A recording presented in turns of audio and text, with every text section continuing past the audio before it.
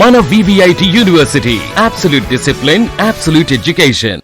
ఎందుకు ఎస్సీ నియోజకవర్గంలో ఇప్పటికి కూడా గతంలో తీసుకుంటే తొగురు ఆర్థర్ వర్సెస్ బైరెడ్డి సిద్ధార్థ రెడ్డి, ఇప్పుడు అక్కడ తీసుకుంటే ఇప్పుడు నందికొట్కూరులో తీసుకుంటే టీడీపీ అధికారంలో ఉన్న కూటమి అధికారంలో ఉన్నప్పటికీ కూడా బైరెడ్డి రాజశేఖర రెడ్డి వర్సెస్ మాండ్ర శివానందరెడ్డి, ఇంకొక విభాగంలో తీసుకుంటే MP Byreddy Shabari Reddy versus Kitha Jayasurya, MLA Kitha Jayasurya అనేది అయిపోయింది. ఎందుకు ఈ పోటీ అక్కడ ఆ రోజు అలా ఉంది, ఈ రోజు ఇలా ఉంది పరిస్థితి? అట్లా మారం. అందుకనే డాక్టర్ బాబాసాహెబ్ గారు అనుకున్నారంట, నేను చనిపోయే ముందు నా ఎస్సీలకు వాళ్ళు స్వతంత్రంగా పరిపాలించేటువంటి భాగ్యం కలుగుతుందా లేదా అని చివరి ఊపిరి వరకు ఎదురు చూసి ఆయన ఆశ తీరకుండానే చనిపోయినారు అంటారు. ఈ రోజుకి ఎస్సీ నియోజకవర్గాలు స్వతంత్రంగా పరిపాలించే హక్కు లేదంటారు వాళ్ళకు. మరి ఓన్లీ ఎస్సీలకే ఎందుకన్నా ఇన్ఛార్జెస్? మేము కూడా ఒక ఎస్పీ నుంచి వచ్చినాను, నేనే మామూలుగా రాలా, నేను ఏదైనా చేసుకోగలను.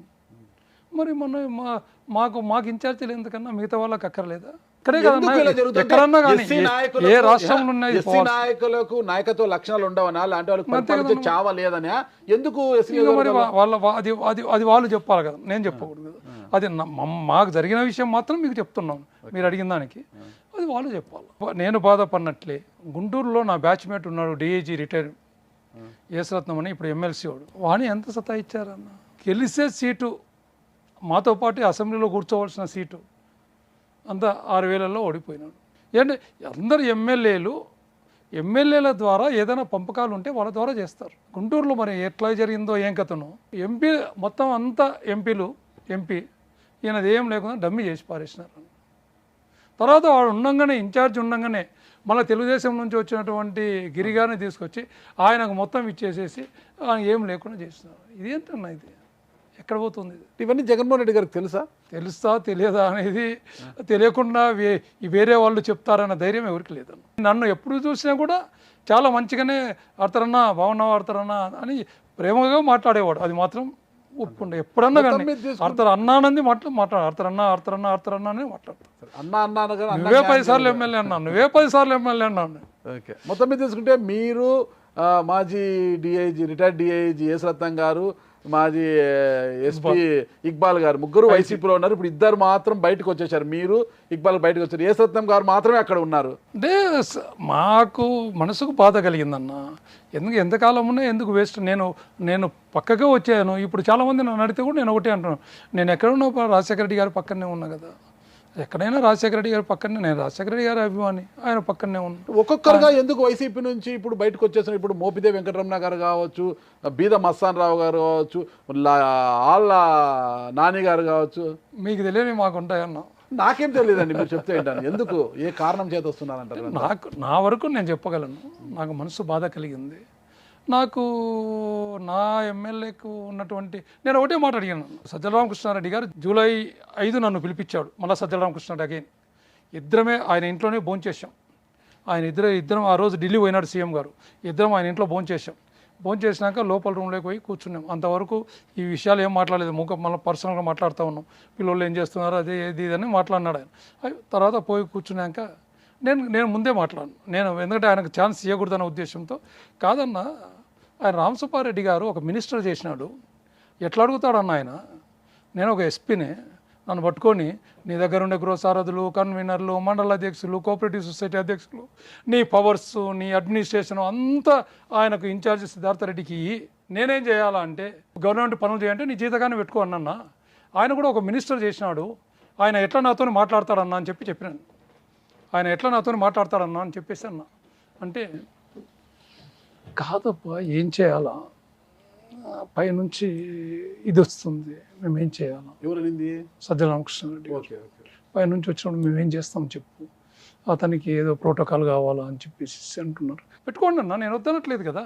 మరి నాకు ఇవన్నీ వచ్చి నాకు ఎందుకు చెప్పాలి? నేను 2022 డిసెంబర్లోనే మీకు చెప్పాను వద్దని, ఉండనని. లేదా 3 నెలలకే, నేను గెలిచిన 3 నెలలకే నేను వద్దు, నాకు నష్టపోతే అని చెప్పేసి ఆ రోజే రిజైన్ చేయడానికి పోయినా. మరి నన్ను అప్పుడు వద్దని పట్టుకొని వచ్చి ఈ 5 ఏళ్ళు నాకు నరకమే చూపించినారు. నేను ఎంత బాధపడింది, నేను ఎంత ఇది పడింది, నేను నా ఫ్యామిలీ నిద్రలేని రాత్రులు గడిపినాము. నేను ఈయన ఏదే కానీ కొద్దిగా గట్టిగా మాట్లాడితే అక్కడ ఉన్నటువంటి ప్రజలు రెచ్చిపోతే రేపొద్దున వాళ్ళకి నష్టం జరిగితే ఆ నష్టాన్ని పూడ్చలేను అని అన్ని నేను భరించానన్న. నువ్వు ఎందుకు భరించావని నువ్వు అడగొచ్చు. నువ్వు ఒక పోలీస్ ఆఫీసర్ కదా, నువ్వు డైరెక్ట్గా మాట్లాడవచ్చు కదా, నువ్వు అన్నీ అన్నాడు. నువ్వు ఎంఆర్ఓ ఆఫీసర్ ముందు, కలెక్టర్ ఆఫీస్ ముందు ధర్నా చేయొచ్చు కదా అని అంటున్నారు.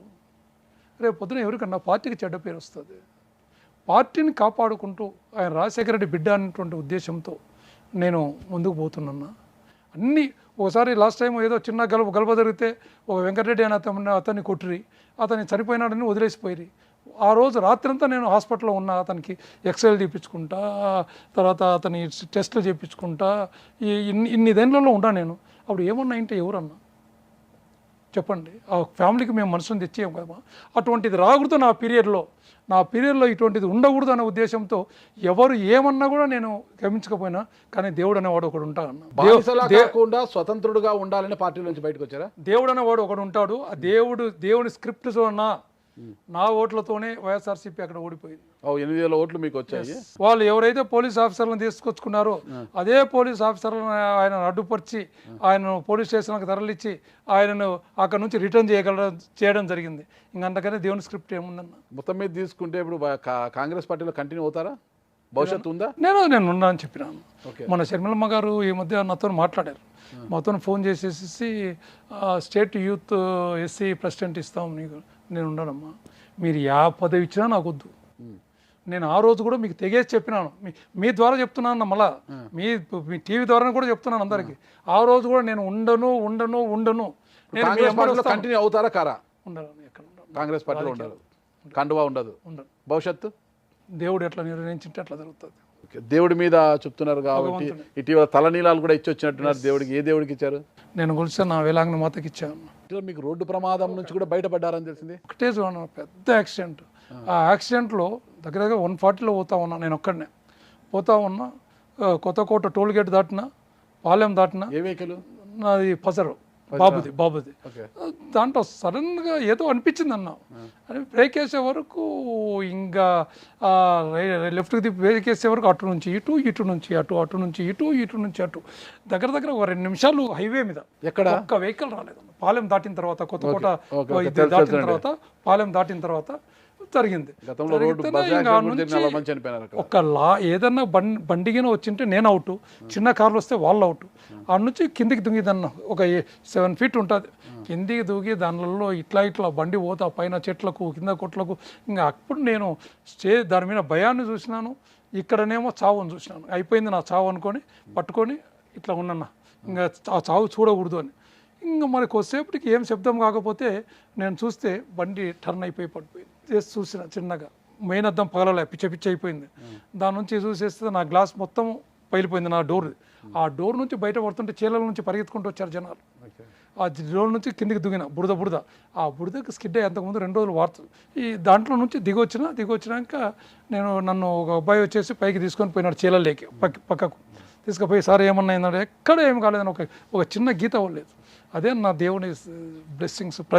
ప్రజలు నన్ను మంచిగా ఉండాలా, చల్లగా ఉండాలా ఆయన అని కోరుకున్నటువంటి వాళ్ళ ఆశీర్వాదాలు నాకు. నేను ఉద్యోగంలో ఉన్నప్పుడు నేను ప్రజలకు మంచిగానే ఉన్నా. అలాగే నా నందికొట్కూరు నియోజకవర్గంలో ప్రజలకు ఎప్పుడు అందుబాటులో ఉంటూ, ఎప్పుడు ఏ టైంలో ఫోన్ చేసినా ఎత్తుతూ, సగం రాత్రి చేయని, ఏ టైం చేయని, వాడు చిన్నపిల్లోడా పెద్దోడా ఎవరు అనుకోను, ఫోన్ వచ్చిందంటే సార్ అన్నా చెప్పండి అన్నా అంటాను. అన్నా అన్నది ఆశీర్వాదము, ప్రజల యొక్క ఆశీర్వాదమే, దీవెనలు మిమ్మల్ని మళ్ళా పునర్జన్మ అనుకోవచ్చు. ఫైనల్ గా ఒకటి ఇంత జరిగింది కదా, మళ్ళీ 2029 ఎన్నికల నాటికి జగన్మోహన్ రెడ్డి గారు మిమ్మల్ని పిలిచి జరిగిపోయింది ఆడతారన్నా, ఇక పార్టీలోకి రా, నువ్వు నీకే టికెట్ ఇస్తామంటే మళ్ళీ వెళ్తారా? అట్లా మాట్లాడతారని నేను అనుకోను. అడిగితే మనమేం పెద్ద కాదు, మనమేం ఇదే అన్న. అడిగితే ఆయన నాతోనే అన్నారు కదా, రెడ్డిలు ఎందుకు గెలుస్తారా మీరు అన్నారు. సో అందుకని చెప్పేసి మనకు ఛాన్స్ రాదు. మొత్తం మీద వైసీపీ ఘోర వైఫల్యానికి 175, వై నాట్ 175 అన్నారు. ఈరోజు కేవలం 11 స్థానాలకే, మధ్య నుండి 5 పోయింది అంతే. ఒకటే కదండి పోయింది, మధ్య నుండి 5 పోయింది, 11 వచ్చినాయి. 11 మధ్యలో 5 మిస్ అయింది, 11. ఈ ఘోర వైఫల్యానికి ప్రధాన కారణం ఏమంటారు? అని మనము ప్రజలకు, కార్యకర్తలను, నాయకులను విస్మరించడం ఒకటి, వాళ్ళకు బిల్లులు అవి ఇవి రాకపోవడం ఒకటి, కష్టపడి పని చేసుకున్నారని. తర్వాత ఈ ల్యాండ్ టైటింగ్ను దాన్ని వాళ్ళు బాగా ఉపయోగించుకోవడం, ప్రతిపక్షము ఉపయోగించుకోవడం, ఇలాంటివన్నీ కొన్ని జరిగినాయన్న. కూటమి పరిపాలన ఎలా ఉందంటారు? వచ్చి వాళ్ళు 2 నెలలు ఏదైనా అయింది, 2 నెలలు అయింది. పవన్ కళ్యాణ్ గారు ఒక మంత్రిగా వాళ్ళు ఇచ్చిన దాంట్లో ఇప్పుడు ఒకటి జరుగుతూ ఉంది, ఒకటి పెట్టారు. ఇంకా మిగతావన్నీ కూడా రావాలి కదా, అది వస్తే ఉచిత బస్సు కానీ, లేకపోతే ఇంకా వాళ్ళు ఏవేవి చేశారో అవన్నీ గ్యారంటీలు వస్తే అది అప్పుడు మనం చెప్పుకోవాలి. పవన్ కళ్యాణ్ గారు వ్యవహార డిప్యూటీ సీఎంగా ఒక పంచాయతీరాజ్ శాఖ కానీ నాకు తెలిసి బడ్జే చేస్తున్నాం, ఎందుకంటే అనునిత్యం ప్రజలలో ఉన్నాం.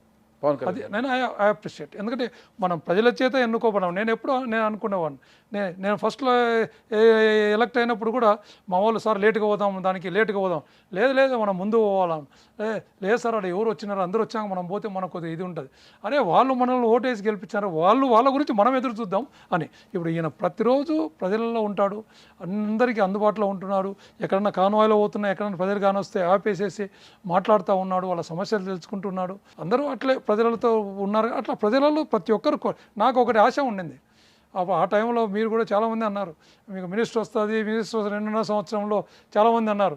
నేను మాత్రం ఒక కోరిక మాత్రం ఉండింది, అదే కింద జరిగితే ప్రతి ఒక్క జిల్లా, ప్రతి ఒక్క కాన్స్టిట్యుయెన్సీ సందర్శించాలి.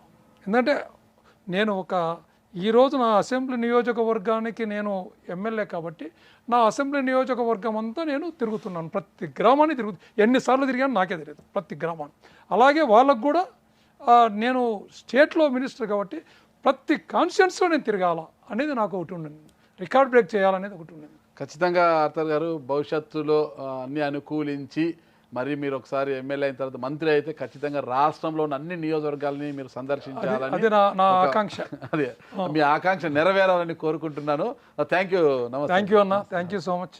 సుమన్ టీవీలో మీ పర్సనల్ అండ్ బిజినెస్ ప్రమోషన్స్ కోసం కింది నెంబర్కి కాంటాక్ట్ చేయండి.